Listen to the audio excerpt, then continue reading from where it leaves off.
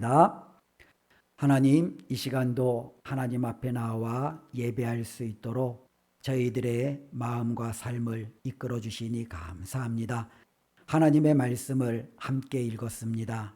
이 하나님의 말씀을 듣겠사오니 주님 깨닫게 하시고 우리의 가슴 속에 이 말씀이 심겨지게 하시고 심겨진 그 말씀에 열매를 맺으며 살아갈 수 있도록 우리에게 큰 능력과 은혜를 더하여 주시옵소서. 예수님의 이름으로 기도드리옵나이다. 아멘. 우리는 지난주 갈라디아서 말씀을 통해서 모든 그리스도인은 진정한 자유인이다 라는 말씀을 드렸습니다. 오늘 말씀은 그러면 이 자유란 도대체 무엇이냐 라는 말씀을 함께 나누고자 합니다. 특별히 자유를 가장 마음껏 처음 누리는 때가 제가 이렇게 짧은 시간이지만 제가 살아온 길을 돌이켜보면 대학생 때가 아닌가라는 생각을 해봅니다. 초등학교부터 고등학교까지 끊임없이 모든 어쩌면 규율과 때로는 여러 가지 규칙에 얽매여 살다가 대학생이 되니까요, 그 모든 것들이 다 사라지는 거예요. 이제는 어른으로서 모든 것들을 내가 결정하고 내가 책임질 수 있는 그런 삶이 시작이 되는 거죠. 그 전까지는 술, 담배, 복장, 머리 모든 것들이 끊임없이 다 규율로서 나를 통제했는데 대학생 때에는 이제 모든 것이 다 허용이 되어지는 거죠. 어쩌면 그때만큼 많은 젊은이들에게 자유를 이렇게 마음껏 누려보는 때가 아마 살다가 그렇게 많은 경험을 하지는 못할 것입니다. 어쩌면 자유라는 것을 우리는 이렇게 생각해 볼 수 있죠. 자유, 내 마음대로 내가 하고 싶은 대로 그냥 모든 것을 하는 것, 이게 자유 아닌가 이렇게 생각해 볼 수 있죠. 그러면 하나님께서 우리를 자유케 하셨다라고 말씀하셨는데 그러면 우리가 생각하는 그러한 자유와 하나님이 우리를 자유케 하셨을 때 그 자유는 도대체 어떠한 차이가 있는지 오늘 말씀은 우리에게 분명히 가르쳐주고 있습니다. 특별히 예수님께서는요, 많은 사람들에게 다음과 같이 선언하셨습니다. 진리를 알지니 진리가 너희를 자유케 하리라. 근데 이 말씀을 들은 유대인들은 화가 났어요. 왜냐하면 자신들은 끊임없이 누구의 종이라고 한 번도 생각해 본 적이 없는 거죠. 그들은 스스로를 아브라함의 자손이라고 생각했습니다. 하나님의 백성이라고 생각했습니다. 그러니 그들은요, 당연히 종이라고 생각을 안 했죠. 그런데 예수님은요, 진리를 알아야 그 진리가 너희를 자유케 하리라 라고 말씀하셨으니 너희는 지금 종이요 노예다. 내가 이 땅에 온 목적은 너희에게 자유를 주려고 왔다 라고 선언을 하니 이 예수님을 향하여 쌍심지를 키고 죽이려고 달려드는 그들의 모습을 우리는 복음서를 통해서 볼 수 있습니다. 혹은요, 어쩌면 우리가 영적인 부분에 있어서 이와 같은 자유가 아니다라고 할지라도 유대인들은요, 끊임없이 자유를 갈구했어요. 우리가 아는 대로 그들은 얼마나 많은 정치적으로 속박되어져 있는 채로 살아왔습니까? 그들이 예수님 오시기까지 정치적으로 무려 600년이라는 넘는 시간 동안 그들은요, 외세, 지배, 자신들의 모든 정치적인 자유를 억압받고 살아왔습니다.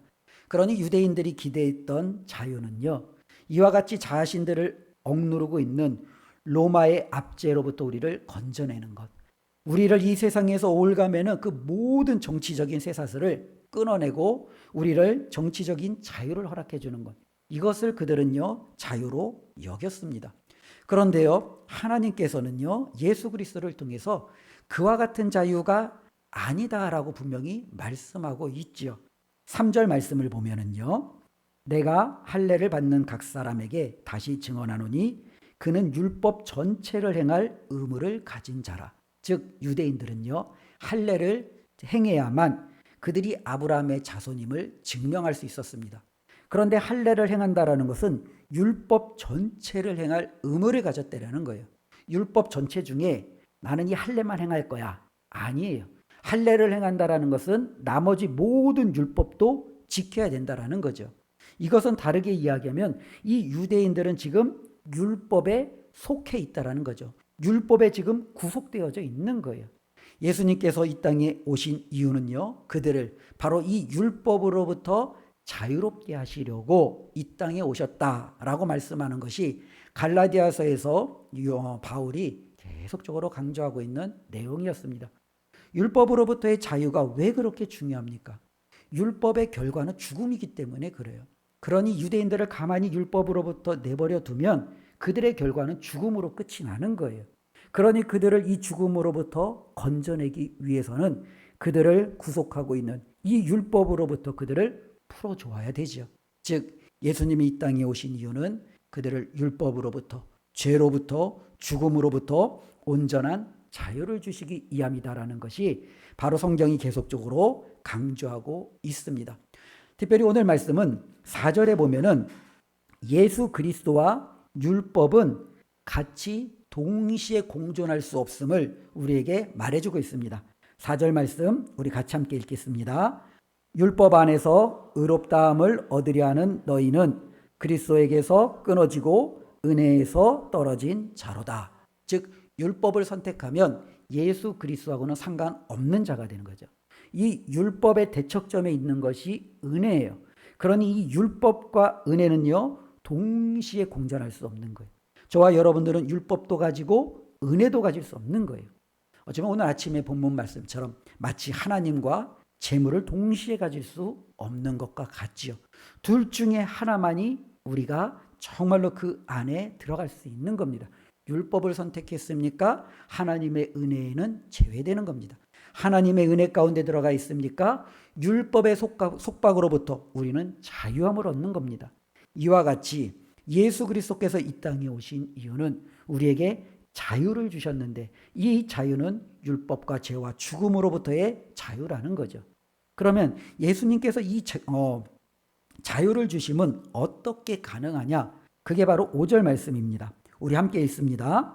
우리가 성령으로 믿음을 따라 의의 소망을 기다리노니. 어떻게 우리는요 자유가 될 수 있습니까? 성령님이 주시는 믿음을 통해. 이 믿음만이 저와 여러분들이 참된 자유를 얻을 수 있게 하는 거예요. 율법은 이것을 행함으로 우리가 자유로움을 얻을 수 있다라고 말한다면 은혜는 예수 그리스도를 믿음으로 우리는 자유롭게 될 수 있다라고 말하는 거죠. 진정한 자유는 율법으로는 결코 이루어질 수 있는 것이 아니라 바로 예수 그리스도를 믿음으로써 우리는 자유롭게 된다라는 겁니다. 그래서 정말 중요한 것은 무엇입니까? 할례가 아니에요. 율법이 아니에요. 믿음이 있냐 없냐예요. 바로 6절 말씀입니다. 함께 읽습니다. 그리스도 예수 안에서는 할례나 무할례나 효력이 없으되 사랑으로서 역사하는 믿음뿐이니라. 성경이 계속 강조하는 것 중에 하나가 무엇이에요? 믿음이잖아요. 제가 말씀을 나눠도 끊임없이 매주마다 등장하는 것이 무엇입니까? 믿음이에요. 우리가 함께 이렇게 오후 시간에 모여서 찬양하고 말씀을 듣는 이유는 왜 그래요? 저와 여러분들 안에 믿음이 있기 때문에 그래요. 믿음이 없으면 우리가 행하는 이 모든 것들은요 다 무의미하죠. 하나의 그냥 종교적인 의식 아니면 공동체에서 하나의 어떤 연례적인 행사 이런 것에 불과해요. 그러나 우리는 그런 모든 것들을 다 뒤로 하고 하나님의 말씀 가운데 우리는 들으려고 하고 깨달으려고 하고 그 말씀을 붙들면서 살아가려고 하는 이유가 무엇이냐? 저와 여러분들 안에겐요 믿음이 있기 때문에 그렇습니다. 바로 하나님께서는요 저와 여러분들로 하여금 자유롭게 하셨는데 우리가 자유롭게 되어지는 가장 결정적인 것은 우리 가운데 하나님이 주신 믿음이 있기 때문이라는 겁니다. 그러니까 믿음이 있는 사람은요 결코 율법으로 돌아가지 않아요. 믿음이 있는 사람은 하나님이 주신 은혜 안에서 그 은혜를 붙들고 살아가는 거예요. 그런데 문제가 생겼잖아요. 갈라디아 교회 7절 말씀 우리 한번 읽어보겠습니다. 너희가 다름질을 잘 하더니 누가 너희를 막아 진리를 순종하지 못하게 하더냐. 갈라디아 교회가 사도 바울을 통해서 복음을 전해받고 이 믿음에 정말로 이 다름질을 열심히 하고 있었어요. 근데 갑자기 이들 앞에 누군가가 떡하니 나타나더니 이들의 앞길을 딱 막아버린 거예요. 그래서 이들로 하여금 더 이상 달리지 못하게 하는 사람들이 나타나는 거죠. 도대체 저들이 누구냐라는 거예요. 우리가 앞에서부터 살펴보았던 것처럼 율법을 강조했던 그 유대인들이었어요. 그들은요, 8절 말씀, 그 권면은 너희를 부르신 이에게서 난 것이 아니니라. 저들은 하나님에게서 난 것이 전혀 아니라는 거예요. 하나님에게서 나지 않은 저들이 너희가 열심히 믿음으로 향하여 달려가고 있는데 너희 앞에 나타나서 너희의 달려갈 길을 막아서고 도리어 너희로 하여금 옛날의 길로 다시금 회귀시키게 하는 저들을 온전히 따라가는 이유가, 그 동기가 과연 무엇이냐? 바울이 답답한 심정으로 다시 한번 말씀하고 있습니다. 바울은 이어서 계속적으로 무서운 말씀을 해주고 있는데요. 저들을 따라서 만일 너희들이 멈추지 아니하고 그대로 따라간다면 어떠한 일이 일어나느냐? 10절 말씀 함께 읽습니다. 나는 너희가 아무 다른 마음을 품지 아니할 줄을 주 안에서 확신하노라. 그러나 너희를 요동하게 하는 자는 누구든지 심판을 받으리라. 그치요? 이 갈라디아 교회를 하나님의 은혜가 아닌 예수 그리스도를 향한 믿음이 아닌 율법으로 바꾸려는 자들에게, 그리고 그것을 따르는 자들에게는 무엇이 남겨질 뿐입니까? 하나님의 심판만이 남겨질 뿐입니다. 그러니 바울은요, 저들에게 정말로 전하는 것이 할례와 율법이 아니라 11절에 보면 오직 십자가만을 나는 전할 수밖에 없었고 너희에게 지금도 그것을 전한다라는 겁니다. 그래서 바울이 이 갈라디아 교회를 쓴 가장 확실한 주된 목적이 12절에 나타나 있죠. 우리 12절 함께 읽습니다. 너희를 어지럽게 하는 자들은 스스로 베어버리기를 원하노라. 예. 어지럽게 여기는 자들을 어떻게 하래요? 예. 칼을 뽑으세요. 예. 그리고 베어버리세요. 예. 이것이 바로 갈라디아서를 쓴 사도 바울의 가장 중요한 메시지입니다. 우리가 이 땅을 살아갈 때 저와 여러분들을 힘들게 하고 어지럽게 하는 무수한 요소들이 있을 거예요. 갈라디아 교회 성도들처럼 어쩌면 육체적으로 나타나는 잘못된 믿음을 가진 사람들이 저와 여러분들을 공략할 수도 있겠죠. 또 한편으로는 우리 주위에서 호시탐탐 저와 여러분들의 믿음을 쓰러뜨리고자 하는 악한 영들이 저와 여러분들을 어지럽게 하고 우리의 믿음을 흩어버리려고 애쓸 수도 있겠죠. 어떻게 하라고요? 칼을 들어 그것을 베어버리라는 겁니다. 즉 하나님의 말씀은 하나님의 말씀을 대적하고 거역하는 것들에 대해서 그 어떠한 자비도 남겨두지 않습니다. 나중에 우리가 서신서를 보면 잘 아는 대로 이단의 잘못된 가르침들을 향하는 자들에게 우리 주님은 뭐라고 말합니까? 인사도 하지 말고 집에 들이지도 말고 그들과 어떠한 교제도 하지 말고 끊어내버리라고 단호하게 말씀하고 계시죠. 이처럼 하나님의 은혜를 저버리는 그 어떠한 것들도 우리 하나님은 기뻐하지 않으신다라는 것이 이 갈라디아서가 우리에게 주고 있는 핵심적인 말씀임을 꼭 붙드시고, 저와 여러분들을 어지럽게 하고 있는 것들이 있습니까? 오늘 이 시간 이 말씀을 들으시고 스스로 배워서 끊어내시기를 주님의 이름으로 축원을 드립니다. 특별히 주님께서는 이와 같은 자유를 주셨어요. 그렇다면 이와 같은 자유는 도대체 어떠한 자유냐라는 부분이죠. 저도 청년회 때 자유를 굉장히 마음껏 누렸던 한 사람이었습니다. 자유를 지나치게 누렸었죠. 특별히 이제 군대를 전역하고 나서 거의 그냥 삶이 저렇게 살아도 되지? 이럴 정도로 자유를 누렸던 그와 같은 삶을 살았습니다. 제가 이제 군대를 전역하고 얼마 안 있다가 대한민국을 강타했던 유명한 PC게임이 있었어요. 스타크래프트라고. 혹시 기억하시려나 모르겠어요. 이 대한민국을 그때 강타했던 이 스타크래프트라는 이 PC게임이 있었어요. 제가 알기로는 그때 장장 한 500만 명이 이 게임을 했대요. 제가 기억나는 것 중에 하나가, 지금 이 자리에 계시진 않지만 근데 제가 전도사 했던 거 한 20대 한 중후반 정도 됐어요. 우리 정우섭 집사님 혹시 기억하세요? 정우섭 집사님이 저한테 오셔서 한 가지 상담을 하셨어요. 예, 무슨 상담을 했냐면, 전도사님 어떻게 해야지 스타를 잘해요? 깜짝 놀랐어요. 그때 집사님이 저한테 이와 같은 상담을 다 하시는구나. 그래서 왜 그래요 집사님? 그랬더니 그 집사님의 고민이 그거였어요. 학교에서도 이제 직장에서도 이 스타 열풍이 일어나니까 직장 동료들도 점심 전에 2대2, 3대3 혹은 4대4 이렇게 편을 먹고 한 게임을 하는 거예요. 무슨 한 게임이요? 점심 내기. 예.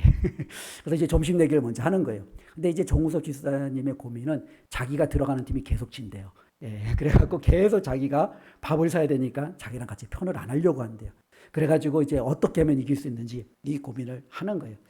근데 이 고민을 했던 이유 중에 하나가 그때 제가 이제 교회에서 이제 청년부도 맡고 있었지만 그때 이제 청년부를 맡고 있으면서 우리 이제 김기분 권사님의 아들 명진이 예, 또 이제 성재 지금은 이제 40대 중후반이 다 돼서 가장들이고 믿음인데 그 청년들하고도 제가 이제 주일날 오고 이제 다 끝나고 같이 PC도 하고 농구도 하고 이걸 이제 우리 이제 정석 집사님이 이제 아신 거죠. 이제 아시니까 저한테 이제 물어본 거죠. 그래서 저에게는요 어쩌면 그 결혼하기 전에 또 군대를 전역하고 그때 저는 참 자유롭게 살았어요. 예, 그냥 하고 싶은 대로 그냥 모든 걸 이제 마음껏 하면서 살았어요. 어쩌면 그때 저희가 느꼈던 건 뭐냐면 이것이 나에게 주어진 참된 자유다. 그런 생각을 스스로 했겠죠. 어쩌면 많은 사람들이 그렇게 생각한다라는 거예요. 우리가 신앙 안에서 예수 그리스도 안에서 이제는 믿음 안에서 구원받았고 이제는 내가 믿음 안에서 참된 자유를 얻었으니 이제는 나는 이 자유를 마음껏 내가 하고 싶은 대로 분출하고 사용해야지 이와 같은 기대감을 가지고 신앙생활을 하는 경우가 있다라는 거죠. 그런데 오늘 말씀에 비추어 보면은요, 그것이 결코 옳지 않다라는 거예요. 오늘 말씀에서 그리스도인들에게 하나님이 참된 자유를 주신 이유가 두 가지가 나타나요. 그 두 가지를 우리가 꼭 기억했으면 좋겠는데요. 첫 번째가 바로 13절 그리고 13절의 첫 번째, 두 번째가 다 나타나는데요. 우리 13절 말씀을 함께 읽어보겠습니다. 형제들아 너희가 자유를 위하여 부르심을 입었으나 그러나 그 자유로 육체의 기회를 삼지 말고 오직 사랑으로 서로 종노릇하라. 예, 두 가지가 나오죠. 하나님께서 저와 여러분들에게 자유를 주셨어요. 이 자유를 위하여 우리를 부르셨어요. 그러면 이 자유는 어떤 자유입니까? 첫 번째, 육체의 기회로 삼지 않는 자유예요. 그 이전까지 저는 자유로우니까 마음껏 해도 된다라고 생각했어요. 내가 즐기고 싶은 것, 누리고 싶은 것, 하고 싶은 것, 모든 것 다 해도 된다고 생각했어요. 나의 쾌락과 나의 정욕과 나의 욕심을 마음껏 발산해도 된다고 생각했어요. 그런데 진정으로 하나님이 나에게 자유를 주신 이유는 그게 아니라는 거예요. 육체의 기회로 삼지 말라는 거예요. 방종하지 말라는 거예요. 때로는 로마서에서 보면은 바울이 이와 같은 복음을 전하니까 사람들이 바울에게 반기를 들었어요. 어떤 반기를 들었냐면 야 하나님이 너를 구원하셨어? 믿음으로 은혜로? 그러면 너의 구원은 절대적이니까 너는 막 살아도 되겠네. 어차피 하나님이 은혜로 구원하셨으니까. 어차피 너에게 주신 이 구원은 바뀌지 않으니까. 사람들이 그렇게 생각한다라는 거죠. 바울은 그들에게도 말하고 있지만 오늘 말씀도 분명히 말하는 거예요. 하나님이 우리를 은혜로 자유의 자리로 부르신 이유는 그래 너 하고 싶은 대로 살고 싶은 대로 한번 마음껏 해봐. 이와 같은 자유가 아니에요. 어떤 자유예요?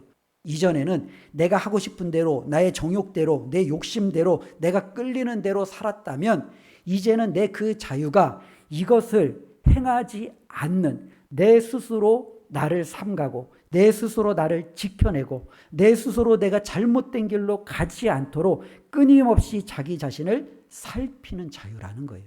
이것이죠. 어쩌면 이런 부분이에요. 우리가 학생들의 예를 들어보면 초등학교부터 고등학교 때까지는요. 공부하고 싶어서 하는 친구들이 거의 없어요. 그렇죠? 모든 공부가 학교에서 정해진 대로 나라가 요구하는 대로. 그래서 많은 친구들이 공부하는 중에 왜 수학을 배워야 되는지 몰라요. 그런지만 하라고 하니까 그냥 해요. 억지로 수학을 하고 정말로 그렇게 살아가요. 그것이 어떻게 보면 우리가 살아가는 그냥 삶의 하나의 단편이죠. 그런데 이 친구들이 대학교에 들어가고 또한 필요에 따라서 대학원을 들어가면 바뀌어요. 자기가 정말로 필요한 걸 찾아요. 그리고 더 열심히 공부해요. 이전에 하던 것보다도 훨씬 더 깊이 파고 들어가요. 이전에 몰랐던 그 공부와 학문의 재미도 깨달아요. 그렇게 하라고 열심히 그냥 해도 안 하던 그 친구들이 나중에는 자신이 정말로 하고 싶은 것을 찾아내서 그것에 더욱더 올인하는 자신들의 모습을 보지요. 어쩌면은요, 그리스도인의 자유는 이 후자와 같다라는 거예요. 하지마 하지마 할 때 그것에 대해서 내가 더욱더 끊임없이 행하고 할 수 없이 행하는 것이 아니라 이제는 내가 그 일들에 자원하는 마음으로, 기쁜 마음으로, 어쩌면 하나님의 뜻에 부합되어지는 심정으로 자신들이 해야 될 것과 하지 말 것들을 분명히 구별하여 그가 스스로 자발적으로 행하는 이와 같은 모습이 있는 것이 참된 자유라는 거죠. 그렇죠. 우리가 볼 때 자유를 만약에 프로그램에 입력된 대로 아니면 시키는 대로 하면은 컴퓨터와 기계에 불과한 거예요. 사람은요, 누가 시키는 대로 하라는 대로 하는 게 아니라 자신이 자원하고 원하고 행하고자 하는 대로 행하는 것이 진정한 자유죠. 너 죄 지으면 가만 안 둬. 죄 지으면 내가 정말로 너에 대해서 정말로 너의 모든 책임을 물을 거야. 그것이 두렵고 무서워서 죄를 짓지 않는 게 아니라 죄가 싫고 이제는 그 죄가 내 삶에 붙어 있는 것이 너무나도 이제 내가 이제 용납할 수 없어서 내 스스로 그것을 멀리할 줄 아는 이와 같은 자유라는 거죠.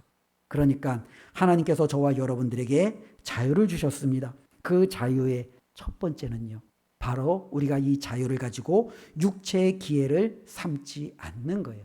그러니까 진정한 자유는 내가 주님 안에서 이제 구원받았으니까 천국은 이제 내 거니까 나는 내가 하고 싶은 대로 원하는 대로 사는 삶이 결코 아니라는 거예요. 도리어 더 많이 자기 자신을 살피고 잘못된 것을 끊어내고 하나님의 거룩함을 닮으려고 끊임없이 자기 자신을 살피는 삶.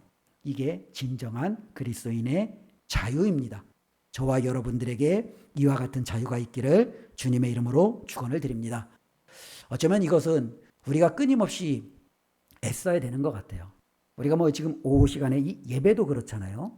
예배에 참여하는 여러분과 또 예배의 말씀을 전하는 저에게 있어서도 이것을 자유롭게 할 수도 있고요. 의무감으로도 할 수 있죠.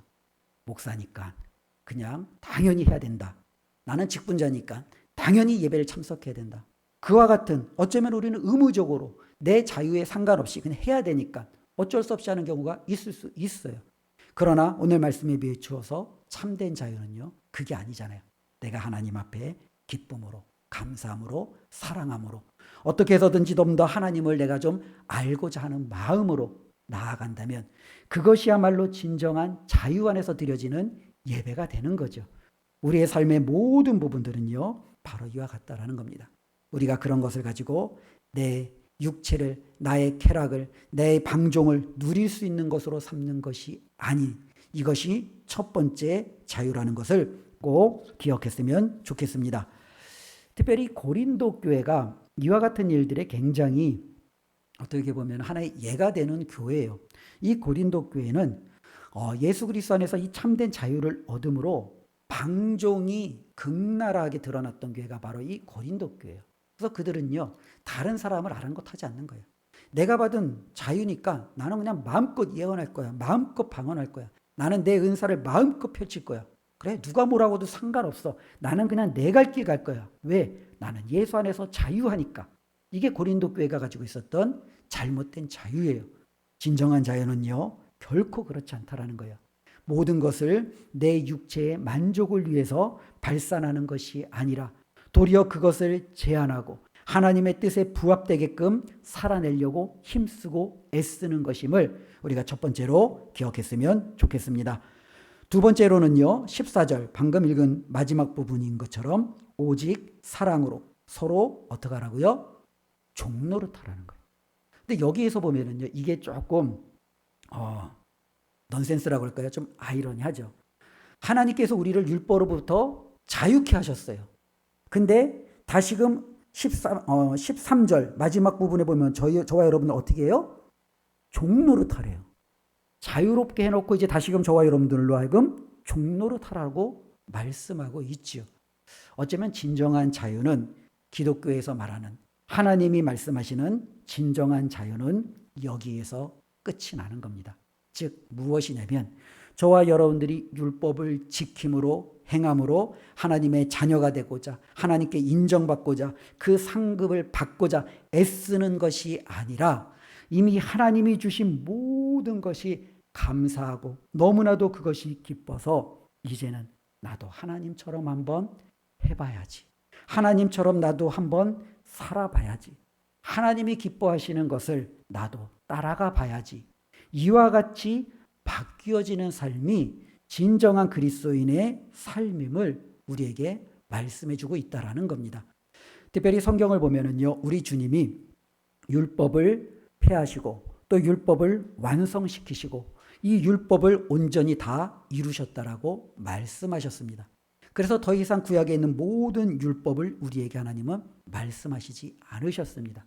대신에 하나님은요, 이 율법 대신에 새로운 율법, 새로운 계명을 저와 여러분들에게 주셨어요. 이 구약을 한마디로 딱 요약해서 선지자들과 모세의 글에 나타나 있던 이 모든 것을 한 문장으로 딱 귀결해서 저와 여러분들에게 우리 주님께서는 딱 한 말씀 하셨어요. 새 계명을 너희에게 주느니 서로 사랑하라. 이것으로 우리 주님은요, 모든 율법을 압축해서 우리가 행해야 될 것이 무엇인지를 가르쳐 주셨다라는 거예요. 참된 자유는 바로 주님이 주신 이 새 계명을 우리가 어떻게 순종하며 살아가는지, 저와 여러분들이 그것을 위해서 얼마나 애쓰고 힘쓰는지 거기에 달려있다라는 거예요. 자유를 주셨는데 이 모든 것을 가지고 육체의 기로애로 삼고 방종하며 살아가는 것이 아니라 하나님이 주신 이 자유를 가지고 어떻게 내가 나의 사랑을 다른 사람들에게 전할까, 증거할까. 기독교는요, 여기에 있는 거예요. 우리 은강교회도 하나님 앞에서 살아가는, 어쩌면 존재하는 가장 중요한 목적 중에 하나가 바로 여기에 있는 줄로 믿습니다. 레위기 19장 18절에 다음과 같이 기록되어져 있습니다. 원수를 갚지 말며 동포를 원망하지 말며 이웃 사랑하기를 내 몸과 같이 하라. 나는 여호와니라. 우리 주님이 구약에 그렇게 말씀하셨습니다. 마태복음 7장 12절에는 우리 예수님께서 기독교인의 가장 유명한 가르침, 우리가 보통 황금률이라고 하는 그 말씀을 선하셨죠. 그러므로 무엇이든지 남에게 대접을 받고자 하는 대로 너희도 남을 대접하라. 이것이 율법이요 선지자니라. 즉 저와 여러분들에게 우리 주님은 마땅히 행해야 될 것을 딱 하나로 가르쳐 주셨다라는 거예요. 사랑이라는 것은 율법과 선지자의 모든 가르침의 압축이에요. 우리 하나님께서 구약에도 그 백성들에게 명령하셨던 그 율법은 바로 사랑이었어요. 지금도 우리에게 주시는 것은 사랑이라는 거예요. 그러면 이 자유는 어떻게 되느냐라는 거죠. 어쩌면 저와 여러분들 계속적으로 살펴보았던 것처럼 하나님 앞에 내가 무언가 얻기 위해서 사랑하는 것이 아니라 얻은 자로서 이제는 하나님 앞에 감사함으로 사랑할 줄 아는 것, 이것이 바로 참된 그리스도인의 삶이라는 것을 우리에게 말씀해 주셨음을 우리가 꼭 기억하셨으면 좋겠습니다. 그리스도인의 자유를 오늘 우리가 한번 말씀을 통해서 살펴보았는데요. 우리가 다음과 같이 이 말씀을 정리해 보았으면 좋겠습니다. 저와 여러분들은 진정한 자유인입니다. 우리가 자유인이라는 것은 바로 죄와 사망과 율법으로부터의 자유예요. 저와 여러분들은 더 이상 율법이 저와 여러분들을 올가매고 잘못하면 정죄하고 심판하는 그와 같은 위치에서 우리는 자유로워요. 율법이 저와 여러분들에게 이제 어떠한 것도 상관하지 못합니다.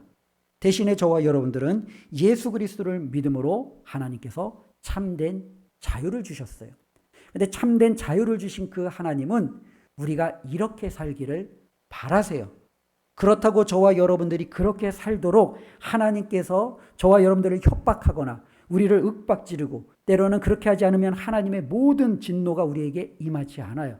그러나 하나님은 우리에게 그것을 바라시고 우리가 자원하는 마음으로 하나님 앞에 그런 삶을 살아내기를 원하세요. 그것이 바로 오늘 말씀입니다.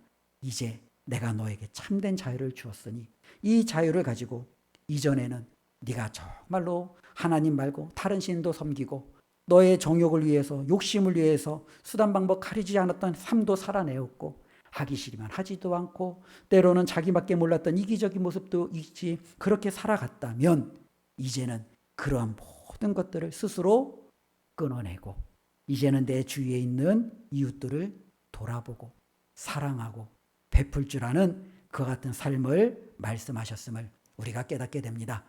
우리 은강교회 안에 이와 같은 진정한 자유가 넘치는 교회가 되었으면 좋겠습니다. 사랑하면은요, 분위기가 바뀌겠죠. 사랑하면요, 어쩌면 우리 가운데 참된 기쁨도 넘치겠죠. 어쩌면 그것이 위선과 율법에 얽매이는 것이 아니라 우리의 마음속으로부터 오는 하나님의 마음으로 우리가 이와 같은 것을 행한다면 우리의 은강교회가 하나님의 뜻 가운데 더욱더 든든히 세워져 가게 됨을 저희는 확신하고 믿습니다. 이를 위해서 함께 기도하시고 주님이 주신 귀한 자유를 마음껏 활용하시고 또 순종하시는 복된 삶이 되시기를 예수님의 이름으로 축원을 드립니다. 기도하겠습니다. 하나님 감사합니다. 오늘도 하나님의 말씀을 통해서 우리가 어떠한 사람인지 살펴보았습니다. 하나님께서 우리에게 참된 자유를 주셨습니다. 더 이상 죄와 사망이, 악한 영들이, 또한 율법이 우리 위에서 우리를 주관할 수 없게 하나님께서 우리를 온전히 자유케 하여 주셨습니다. 하나님이 주신 이 자유를 하나님, 우리는 어떻게 사용하고 있습니까? 하고 싶은 대로, 육체에 행하고자 하는 대로 그렇게 예전과 똑같이 살아가고 있습니까? 자기 자신만을 위하는 삶의 모습으로 다른 사람들은 안중에도 두지 아니하고 그러한 삶을 살아가고 있습니까? 혹시라도 하나님 그런 부족한 모습이 많이 있었다면 용서하여 주시고 오늘 말씀을 통해서 주님이 주신 자유를 정말로 잘 사용할 수 있는 믿음을 더하여 주시옵소서. 그리하여 나를 통하여 하나님의 선하신 뜻이 이루어지게 하여 주시옵소서. 예수님의 이름으로 기도드리옵나이다. 아멘.